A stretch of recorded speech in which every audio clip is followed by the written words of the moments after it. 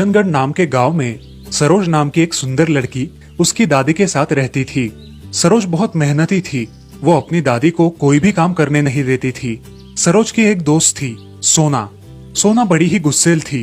उसे वक्त की बिल्कुल कदर नहीं थी। ऐसे ही एक दिन सरोज और सोना स्कूल छूटने के बाद घर वापस आ रहे थे। चलना सरोज, हम थोड़ा खेलते हैं, चलना। अरे मैं नहीं, मेरी दादी घर पर मेरा इंतजार कर रही है। एक दिन लेट हो गया तो चलता है, तू उसकी चिंता मत कर, हम कुछ बहाना बना देंगे। मैं कभी भी झूठ नहीं बोलती सोना। चल घर चलते हैं, दादी मेरा इंतजार कर रही होगी। रुक ना सरोज, आज के दिन कुछ भी बोल देना मेरे लिए। सरोज को सोना के खातिर रुकना पड़ा, मगर वो मन ही मन बहुत घबरा गई थी, क्योंकि वो अपनी दादी से कभी झूठ नहीं बोलती थी। बहुत देर तक खेलने के बाद सरोज और सोना घर के लिए निकलते हैं। घर आते आते बहुत अंधेरा हो गया। वहाँ सरोज की दादी बहुत घबरा गई थी, क्योंकि सरोज इतनी देर तक कभी भी बाहर नहीं रुकती थी। सरोज घर आई। दादी, आज सोना के साथ खेलते खेलते देर हो गई। मेरी बच्ची, बताकर जाना चाहिए था ना घर में। मुझे कितनी चिंता हो रही थी, पता है तुम्हें? सरोज थोड़ी शर्मिंदा हो गई। उसका ये बदला हुआ स्वभाव देखकर दादी थोड़ी चिंता में पड़ गई, मगर दादी ने उसे ज्यादा कुछ कहा नहीं। दोनों भी खाना खाकर सो गई। अगले दिन सुबह ही उठकर सरोज ने घर के सारे काम निपटा लिए और स्कूल जाने की तैयारी करने लगी। मेरी बच्ची, तुम्हें पता है ना कि तुम घर पर जल्दी नहीं आती तो मेरा ध्यान नहीं लगता। हाँ दादी, पता है। आज से मैं स्कूल से जल्दी घर आ जाया करूंगी। अच्छा ठीक है बेटी, अब जाओ। सरोज सोना के साथ स्कूल के लिए निकल जाती है। शाम को स्कूल खत्म होने के बाद आज के दिन भी सोना सरोज को ज्यादा देर तक खेलने के लिए आग्रह करती है। आज भी चलोगी ना सरोज? बहुत मजा आया था ना कल खेलने में? हाँ, कल बहुत मजा आया था, मगर मेरी दादी घर पर इंतजार कर रही थी। आज मैंने उनसे वादा किया है कि आज मैं जल्दी आऊंगी। कल तुम्हारी दादी तुम्हें चिल्लाई क्या? नहीं, मेरी दादी कभी मुझे चिल्लाती नहीं है। वो मुझसे हमेशा प्यार से बात करती है। तो फिर आज भी कुछ नहीं होगा। तुम्हारी दादी आज भी कुछ नहीं बोलेगी। चलो खेलते हैं। दोनों खेलने में इतनी व्यस्त हो गई कि उन्हें समय का पता ही नहीं चला। ऐसा ही बहुत दिनों तक चलता रहा। सरोज हर रोज घर देर से जाने लगी। दादी को इस बात की चिंता होने लगी थी, लेकिन दादी ने सरोज से कुछ नहीं कहा। दादी ने सरोज को छूट देकर रखी थी।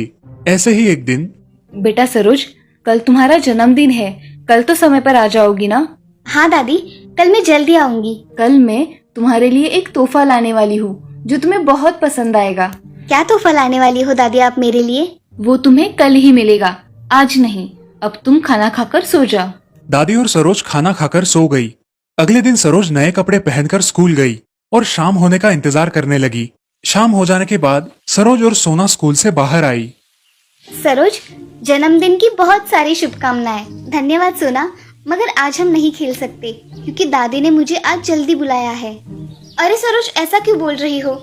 आज तो तुम्हारा जन्मदिन है। आज हम और ज्यादा मस्ती करेंगे, चलो। नहीं सोना, आज नहीं। ठीक है, जैसे तुम्हारी मर्जी।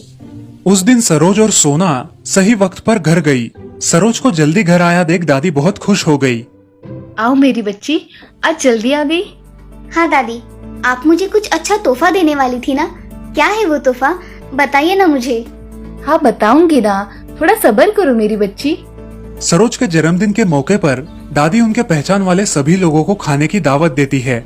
उन सबको घर में देखकर सरोज बहुत खुश हो गई। दादी ने सरोज के लिए बहुत बड़ा केक बनाकर लाया था। सरोज का बर्थडे धूमधाम से मनाया गया। सरोज, तुम्हें आज मैं क्या देने वाली थी, इसकी बहुत उत्सुकता थी ना? ये लो तुम्हारा गिफ्ट। इसमें क्या है दादी? खोल कर देखो। दादी, ये तो बहुत सुंदर है। ये आपने मेरे लिए लाई है? हाँ बच्ची, ये तुम्हारे लिए ही है। ये मेरी माँ ने मुझे दी थी और आज मैं तुम्हें दे रही हूँ। सच में दादी, ये बहुत ही सुंदर तोहफा है। इसकी खासियत तुम्हें बाद में पता चलेगी। अगली सुबह सरोज अपने काम खत्म करके ऐसे ही अपना समय जाया करने लगी और तभी अचानक, ये क्या हो रहा है? ये घड़ी से इतने जोर से आवाज कहाँ से आ रही है? अरे, ये तुम्हें समय का कैसे सही इस्तेमाल करना है ये सिखाएगी। अब इसे बंद कैसे करूँ? जब भी तुम तुम्हारा आलस छोड़कर काम करने लगोगी, तब ये घड़ी बजना बंद हो जाएगी। अब जाओ, तुम्हें स्कूल जाने के लिए देर हो रही है। ये सब सुनकर सरोज हक्का बक्का रह गई और जल्दी जल्दी स्कूल जाने की तैयारी करने लगी। अरे, मैं मेरे काम सही समय से करूँ तो ये घड़ी आवाज नहीं करती है। जाने दो, स्कूल हो जाने के बाद मैं इसे निकाल डालूंगी। उस दिन स्कूल छूटने के बाद सोना और सरोज एक जगह पर बैठकर गप्पे मारने लगी। ये सब देखकर वो घड़ी जोर जोर से बजने लगी। सरोज ने उस घड़ी को निकालने की बहुत कोशिश की, मगर वो उसे नहीं निकाल पाई। आखिर मजबूरी में आकर सरोज वहाँ से उठकर घर चली गई। मैं ये घड़ी निकालकर रास्ते में फेंक दूंगी और सारी झंझट ही खत्म। घर जाते ही उस घड़ी की आवाज बंद हो गई। अब ऐसा ही पूरा महीना चलता रहा। जब भी सरोज अपना वक्त जाया करती, वो घड़ी बजने लगती और सरोज उसे रोक नहीं पाती। अगले दिन स्कूल छूटने के बाद घर आते समय रास्ते में ही खड़ी होकर सरोज उस घड़ी को निकालने की कोशिश करने लगती है। उसके तमाम कोशिशों के बावजूद भी वो घड़ी उसके गले से नहीं निकलती।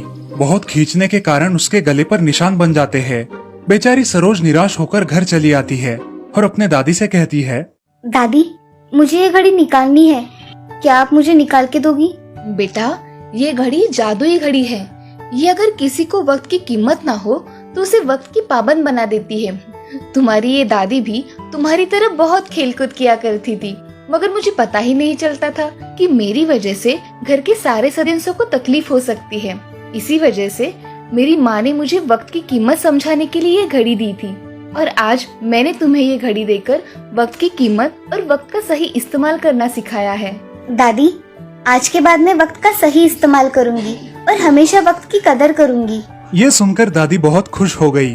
अब सरोज को अपने वक्त की कीमत पता चल गई। उसने बेवजह वक्त जाया करना बंद कर दिया, अपने वक्त का सही इस्तेमाल करने लगी और एक जिम्मेदार और होशियार लड़की बन गई। उस जादुई घड़ी ने उसके जीवन में परिवर्तन लाया।